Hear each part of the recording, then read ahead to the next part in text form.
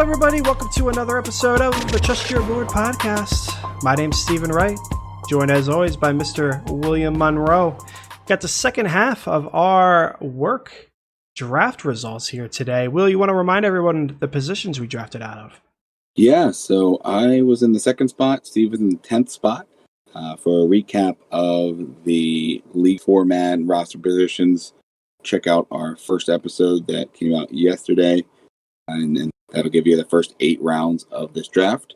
But do you want to run through our teams through these first 8 rounds, Steve? Yeah, sure. Go ahead and we'll start with you. Yeah, so out of the 2 spot, Saquon Barkley in the first round, Chris Godwin in the second round, Kenny Galladay in the third, DJ Chark in the fourth, David Johnson in the fifth, Devontae Parker in the sixth, Kyler Murray in the seventh, and Matt Breida in the eighth. Okay, on my front, again, coming out of the 10th, we went with Josh Jacobs in the first, Kenyon Drake in the second, DJ Moore in the third, Robert Woods in the fourth, Cam Akers in the fifth, Ronald Jones in the sixth, Antonio Gibson in the seventh, and Deontay Johnson in the eighth. All right. So that wraps up pretty much the first 8 rounds there. As I mentioned, Breida was my last pick there. So the team behind me goes Evan Ingram. Interesting because he already has a tight end. So through 8 rounds, team behind me and in front of me both each have 2 tight ends. So definitely something that I consider on my end of the draft here that, I probably don't have to worry about them taking tight end. So maybe able to wait on that depending on how the rest goes here. But the team at the 901 takes Henry Ruggs. So here I'm looking for another running back, as I currently only have Barkley, Johnson, and Matt Breida. Now, there were some safe options still on the board, and there were some nice upside options. Given that I just had Breida, I was thinking a safe option here. Hindsight 2020, Steve, I'll say, based on who I was able to get in a few rounds, going Alexander Madison probably would have been a better move. Obviously, we don't know what we're going to get 2 rounds after this. But I look at here in this round, and I go Tariq Cohen. Wanted to get a guy, especially with the Montgomery injury and barring a Leonard Fournette signing. I think he's going to get a lot of work. And it's just a good, safe option if, worst case scenario for my running backs, David Johnson, gets hurt again or isn't good. Matt Breida isn't used a ton. Cohen's going to be playable at the RB2. You don't love it, but someone you can plug in. But in a couple rounds, I'll get someone similar to him a couple rounds later. So going Alexander Madison, would have been a nice upside shot to hang on to there. But after me at the 902, to 903 is Darius Slayton. Alexander Madison, who I just mentioned, goes 904. Drew Brees, 905. Hunter Henry, 906. Duke Johnson, 907. Kirk, 8, Sony Michel, 9. Yeah, so this is it was an interesting spot for me. Kirk would have been nice, so would have been Darius Slayton.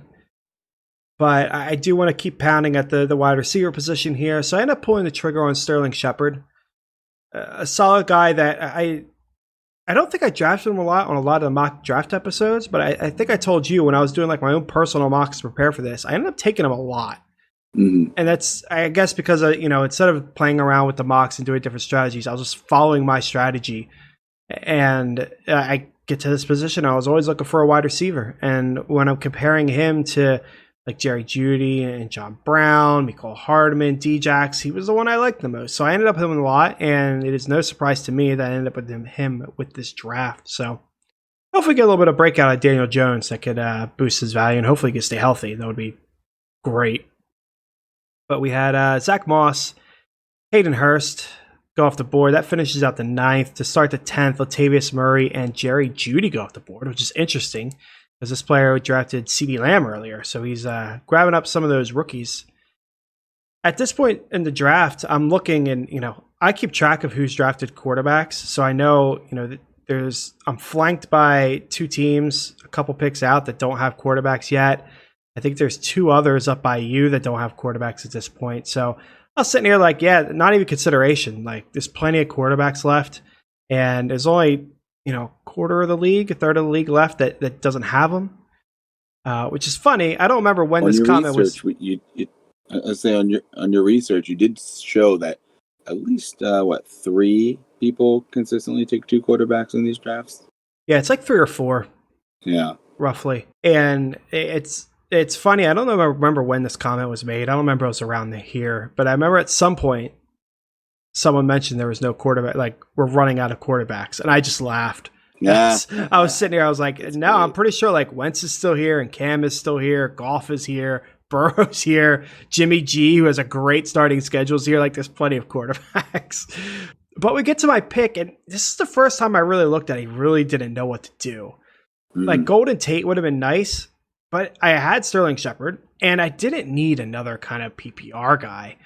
So I decided to go in the complete opposite direction. I wanted an upside shot here. We're playing late, so I want to roll the dice, take a gamble here, and I took Nicole Hardman. I don't know if I've ever drafted him in any of our mocks. Yeah, I'm sure this pick surprised you because he's just not really on my radar. But as far as like the team makeup, again, the safety of DJ Moore and Robert Woods, you know, Deontay Johnson, Sterling Shepard aren't like high flyers like Hardman is. So I think he gave my team something that I didn't have before. So went ahead and locked in Hardman here. Again, continue my wide receiver run there. John Brown went off the board. Josh Allen goes. That fills a quarterback slot for someone. Justin Jackson, TJ Hawkinson, Chase Edmonds, Deshaun Jackson, AP, and then you were on the clock. Yeah, so as we get to here, we're getting into those middle rounds where you're just kind of taking the guys that you like or the shots you own guys that you were hoping for. There wasn't really too much I was hoping to fall here. Madison, who went much earlier right after my last pick. Sony would have been, decent just because he should get volume. And in the 10th round, not bad. Zach Moss as well. Davis Murray, as of the running backs there. Other than that, there really wasn't too much aside from Deshaun Jackson, who just goes a pick or two ahead of me.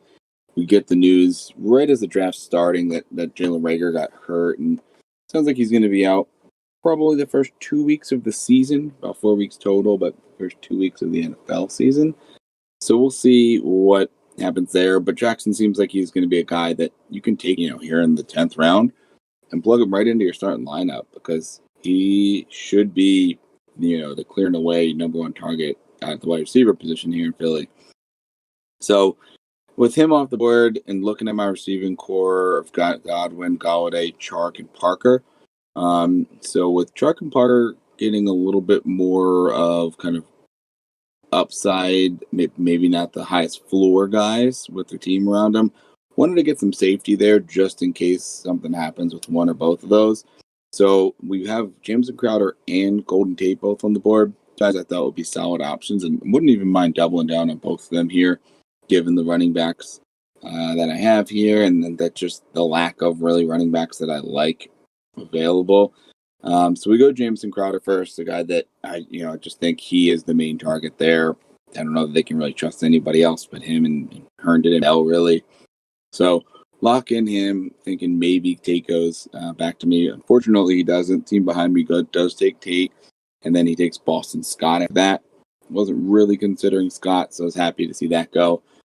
But looking at who's on the board, one guy that really stuck out to me here wasn't really any tight ends that were piquing my interest. Not thinking defense or kicker yet, and obviously not looking to go quarterback since I've already got one. So looking at the running back position again because of the Preston Williams would have been nice there, but given that I had Parker wasn't an option for me. So Steve, spoiler alert here, guys. Steve lucks out this round because I'm not able to take Preston, already having Devontae Parker. But yeah, there really wasn't too much else. Reagor went great here, but with the injury, wasn't too sure how long it's going to be. At that point, I don't think we even had a timetable.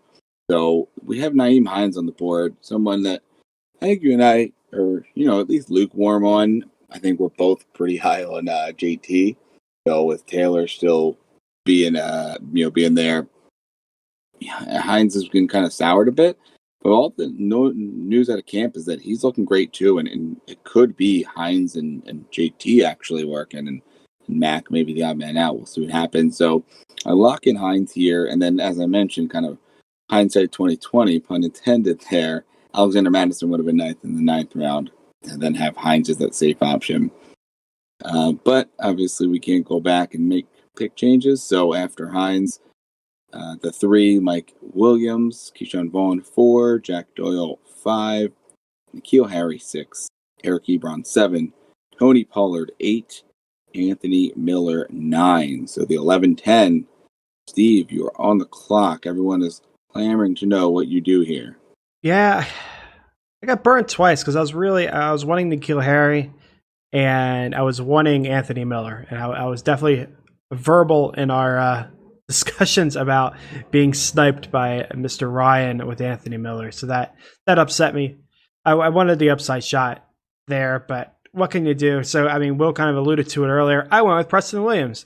I felt like I wanted one more wide receiver to bring myself some sort of safety there. And I thought he fit the bill. You know, I think he's got a fair amount of upside to him, but I think he's going to be pretty safe as well. Miami's going to be chucking the ball a lot, and we saw some good things out of him last year before he got hurt. So, you know, we all know that. Me and Will both are pretty high on Preston Williams. So I'm sure this is another pick that's no surprise to anyone. Did Aaron Rodgers go off the board? Finally, Jalen Reagor there at the 11-12. Matt Ryan goes off the board there at the 12-1. That's another team around me that is ticked off the quarterback position. And then the Buffalo Bills. And this pick was actually super easy for me. It was on my mind when I grabbed Preston that I would hope this player would fall. And I can jump back into the the running back game with what would likely be, I considered, my last running back. And that was Damien Harris. You know, I don't know what we're going to see out of him, but as a 6th running back that I'm getting at 12th round, he has the potential to be a starter. That was a steal for me. So I was happy with that pick to grab myself some even more running back depth. So that it just made me that much more happier. And at this point, this is a pivotal pick because we only got 4 picks left. I don't have a quarterback. I don't have a tight end. 1 pick should be a kicker. 1 pick should be a defense. So, you know, I definitely analyzed the board of like, do I want to take a shot on Lazard? Do I want to take a shot on Ayuk or Perryman? You know, we got those late round shots like Paris Campbell and, you know, Jerick McKinnon that we always talk about. But, you know, it just seemed too early for any of them. And, you know, when faced with a wide receiver or running back, I'm probably going to take the running back. So locked in Damien Harris. The 49ers defense went right after that. Mike Gesicki, Baker Mayfield, Justin Tucker, our first kicker. Yeah, our first kicker there at 12-7. Alan Lazard, Tom Brady, Matt Stafford. So check off 2 more teams that do not have a quarterback. I think that officially leaves me as the last team without a quarterback, and then you were on the clock. So after that, so looking at what was there, a lot of quarterbacks went, which was happy. I was happy to see. Lazard was really hoping would fall. And other than that, there probably wasn't too many other guys that, you know, went. Rager maybe. But here, you know, I have 5 picks left. I need a kicker, defense, and tight end. So I'm basically looking here, what are 2 kind of positional players that I want to take my shot on? Or do I go one of positional player and a tight end? There's still a few on the board that I like, you know, with tight end. The team behind me has 2 already, so I know I can go positional player first and then make that tight end choice next. So I take a look. There's a couple of rookie wide receivers that are still available that I, you know, think take a shot on here. If they have an early week 1, you know, roll on the offense, great. I can roll with them. If not, then, you know, you cut them and you have an open roster spot. So the 2 that I'm thinking here, Michael Pittman and Brandon Ayuk. Ayuk had the injury still at the time. Pittman said to be looking pretty good. So I lock in Pittman first. The team behind me goes A.J. Dillon and Corey Davis. So at this point, it's down to take Brandon Ayuk or lock in one of the tight ends. Now, the guys that I'm looking at here, Jared Cook, Blake Jarwin, Noah Fant, and Dallas Goedert. So I'm thinking, you know, pretty confidently that at least one of them is going to be able to get back to me. We'll see, hopefully a couple, so I have a choice. So at that point, there really isn't anybody else, you know, looking at the board now. Daryl Henderson is probably someone that would have made sense there as well. You probably is more of like a glory pick as a 7th receiver, probably not someone that stays on the team for very long unless he has that early role, as we mentioned. But hindsight 2020, you know, Ayuk, we'll see what happens in the first round or in the first couple weeks here. We go Ayuk and see what happens as they come back. As now, my last 3 picks are going to be defense, tight end, and kicker. So after I take Ayuk, goes Harrison Butker, the Chiefs kicker. Carson Wentz at 4, Brashad Perriman at 5, Paris Campbell at 6, Austin Hooper at 7, and Daryl Henderson at 8. And then Jared Cook, one of the first ones I was looking at, goes off the board at 9. Yeah, so I was kind of disappointed. I was hoping Harrison Butker made it here. This is kind of those rounds where I like quarterbacks, plenty of quarterbacks. I still liked plenty of tight ends. So I could strike and get a quality kicker early, and that's really what I wanted to do. But if Tucker fell to me in the 12th round, I probably would have struck at him even in the 12th round there. He was probably the only one that I really would have struck at. Butker maybe too. But yeah, definitely interesting. Those are like the 2 guys you probably won't cut. You'll actually pick up a second kicker for on their bye week. Yep, 100%. So didn't get that spot. So I was looking here, and I figured I'd draft my quarterback or my tight end. I knew one of the teams after me tends to draft 2 tight ends. The other one, the history is a little bit more sketchy on. So I kind of figured a tight end would go. I thought potentially 2 would go, but Jonnu Smith was still available. Noah Fant was still available. Blake Jarwin was available. Chris Herndon was available. I like all of them. So I figured I'll take my quarterback a choice, and then I'll just grab whatever tight end gets back to me. And the quarterback I went with Cam Newton. It was between him and Goff. I'm sure it's no surprise to anybody, but I think Cam's got the upside. So took the Cam shot. Blake Jarwin does go right after that, and then the Patriots defense, followed by Jonnu Smith starting the 14th round. Another snipe here that hurt. It was not happy about that at all. Will Lutz goes right before me, so I decide, I'm going to go ahead and grab my tight end of choice here, and I was going to be Noah Fant. I was surprised you went with Ayuk. I kind of figured you would grab Jonnu or Jarwin there, but at this point I was sitting here and I knew you were going Goddard. You were either going Goddard or you're waiting your last pick and grabbing Herndon. So yeah, I kind of had you scouted there a little bit, but I decided to go with Noah Fant. Take an upside shot at tight end, as I tend to do, and I'm a big fan of his. So lock that in. James Washington, the Saints defense, Larry Fitzgerald, Benny Snell, Daryl Williams, the Colts defense, and Robbie Anderson goes up before your pick here. Yeah, so it gets to me here, and I look at the team behind me. They need kicker, defense, and then, a position of choice. But they have 2 tight ends already, so I figure I can kind of work the board there and get my tight end in the next round. So I take a look at the kicker position, and there's none that stand out more than any other. Bucker's off, Tucker's off, Lutz is off there. So I figure I'll wait. That'll probably be my last round pick. And I pivot and look at the defenses available. There were a few that were on my board here.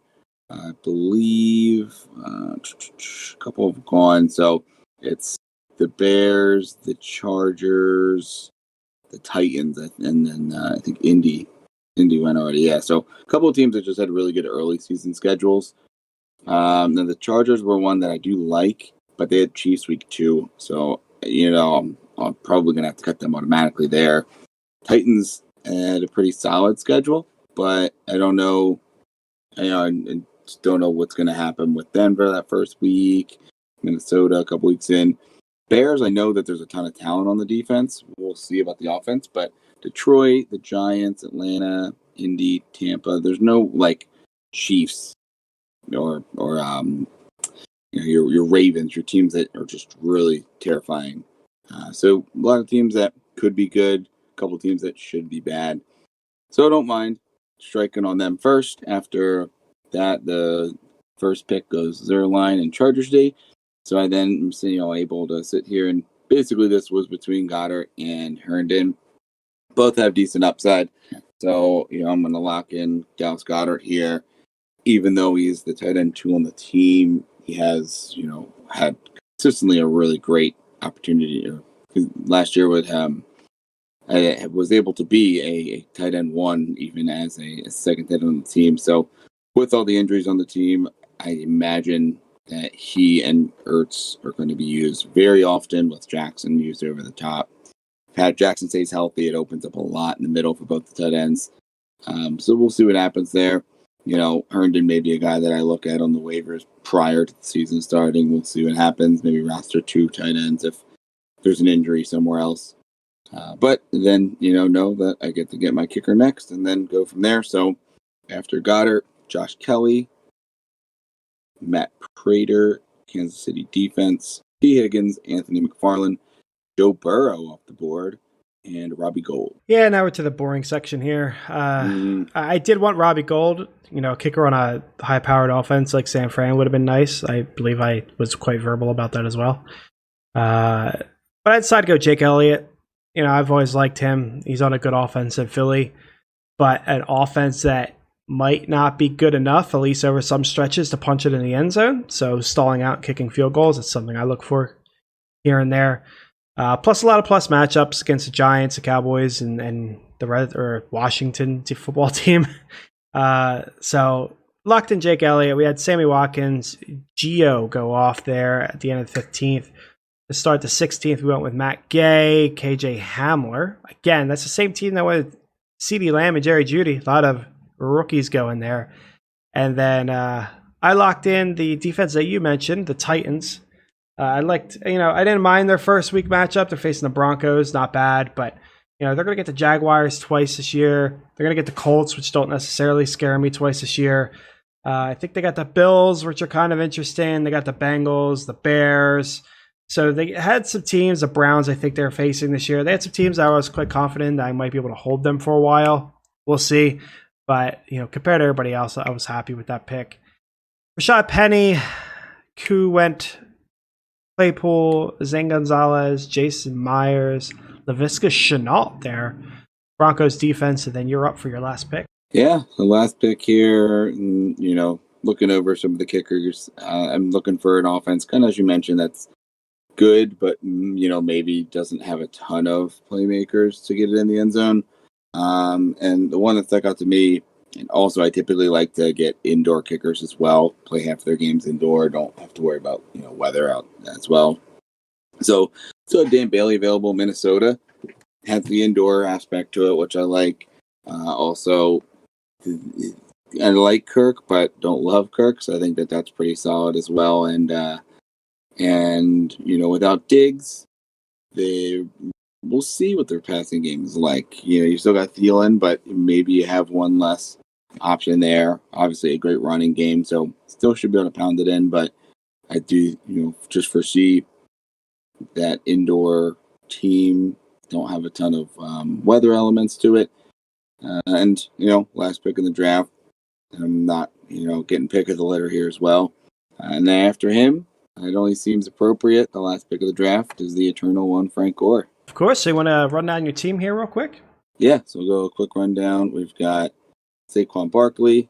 We've got Chris Godwin, Kenny Golladay, DJ Chark, David Johnson, Devontae Parker, Kyler Murray, Matt Breida, Tariq Cohen, Jameson Crowder, Naeem Hines, Michael Pittman Jr., Brandon Ayuk, Chicago Bears defense, Dallas Goedert, and Dan Bailey. Want to give you a rundown of yours? Yeah, sure. So got Josh Jacobs, Kenyon Drake, DJ Moore, Robert Woods, Cam Akers, Ronald Jones, Antonio Gibson, Deontay Johnson, Sterling Shepard, Nicole Hardman, Preston Williams, Damien Harris, Cam Newton, Noah Fant, Jake Elliott, and the Tennessee Titans defense. Now, Will, I know we both like our teams. Are there any teams here that are jumping off to you that you like from our competition? Take a look here. The 3 spot's interesting. I don't like to go 2 tight ends, typically too early. But they've got, solid, mostly starting lineup. They're just going to be looking at their, second flex and running back options. But you got Stafford there. You got Zeke, Mike Evans, A.J. Brown, Kelsey, and Andrews. The 4 spots, in good shape as well. Cook and Eckler at the running back. Kupp, Sutton at the receiver. Kittle at tight end. They got to piece together the flex positions, but, not bad at all there. Anybody else sticking out to you here? I'm scrolling around. Not really. This is the first year in a while that I really haven't really liked somebody else's team. I tend to like our friend Jack's team. Jack was in the 4 spot, right? before that we just ran down. I like his team, but it comes down I don't like tight end early, and the wide receiver core is good, but there's something about it. I would, if you went Dalvin Cook, Austin Eckler, Amari Cooper, DJ Chark, and Terry McLaurin, I would love that team. So the opportunity was there. The only other team I'll call out is the 8 spot, which I believe was our friend Greg. Clyde Edwards-Helaire, Miles Sanders, Adam Thielen, Tyler Lockett, Mark Ingram. I like that start. Miles Sanders does worry me a lot. Ingram's a solid kind of patch there in case Sanders does start a little late. It is, yeah. The issue for me comes a little bit after that. Stephon Diggs and Will Fuller. I like both of them, but I wouldn't want both of them on the team. With that in mind, I'm looking around, not sure what I would have done differently. Just the way things kind of played out for him. Maybe I would have bit early on Jordan Howard or something. I don't know. And then Tyler Higbee, we went early tight end earlier than I would have tight end, and then grabbed 2 tight ends on top of that. So it's not perfect, but worth calling out. I don't mind that team either. Yeah. The 2 other intriguing teams that had kind of diametrically opposed drafting. So the 5 spot and the 7 spot. 5 spot goes RB heavy. And kind of similar to what my team actually in my draft strategy last year in this league was. And then the 7 spot goes wide receiver heavy early and maybe just how it falls. But touch on the 5 spot, they go Kamara, Aaron Jones, Devin Singletary, and Melvin Gordon in a row. Which is a really solid running back core. Can only start 3, but a little bit of trade bait and just you're going to be starting 3 solid backs. They end up with McLaurin, AJ Green, Debo, and Emmanuel Sanders at wide receiver. So not bad there. Obviously some risk, but not bad. What do you think of that team? Yeah, it's not bad. The Devin Singletary pick was a reach. I forget his ADP, but it was not the 3.5. I think you could flip Gordon and Singletary, and it would probably look a little more even. A little more realistic, yeah. I do like that start. He tends to go running back early. I do like that. I love Terry McLaurin. AJ Green, I like, but obviously he's a risk. Debo doesn't excite me given the injury. That's worrisome. Emmanuel Sanders just he does snag Lazard later too, which is he does, which is nice. I would have rather had Brandon Cooks and Emmanuel Sanders, just get some upside. Yeah. But yeah, overall, a solid team as well. And then the 107 goes receiver heavy, so they get Michael Thomas at 7, and then Julio falls, so he gets Michael Thomas and Julio, and then goes Juju Smith-Schuster in the next round there. Almost has Cooper fall there, which I think would have been really awesome. You pair Cooper with Julio and Michael Thomas. But ends up getting Lev Bell and DeAndre Swift as the first 2 running backs in the 4th and 5th round, and Tyler Boyd as a 4th wide receiver. So what do you think about that start to a team there? From a light running back approach, it makes sense. You got a lot of wide receivers there, but that's going to be a hard pass for me, man. I mean, that wide receiver, the running back grouping, like Lev Bell, especially with the reports coming out, of his usage and Gore, and that's worrisome. DeAndre Swift's a rookie you're going to be relying on that could end up in a 50-50 split. Duke Johnson's whatever. Justin Jackson's not a bad, upside shot to see what his role is. That's cool. And then Anthony McFarland's just a handcuff for if Connor gets hurt. So I look at that running back core like you're doomed. Yeah, I mean, he's got Watson. He's got 2 decent tight ends, and then a good receiver core. So he basically is got all of his starters covered except for RB1 and RB2, and really banking on Bell and Swift, and probably Bell and Duke really to start if Swift isn't ready. Might be a trade partner for me, honestly. Yeah. Eventually, if I can combine like a Ronald Jones and a Deontay Johnson for like an upgrade to Julio or something like that, if my running backs hit, Yeah, I was looking back now at the draft to see, if I have any running back trade partners there. And, just looking at, maybe someone who went through running backs early, and probably that RB heavy team, maybe an Aaron Jones, someone to look at. But there's not too many teams that actually went double running back to start the draft. There's only 4. You're 1 of 4 of them. Yeah, people liking that balance. Yeah. That's our draft there. Yeah, it's going to take care of the episode here. So tune in tomorrow for a full mock draft. Until then, trust your board.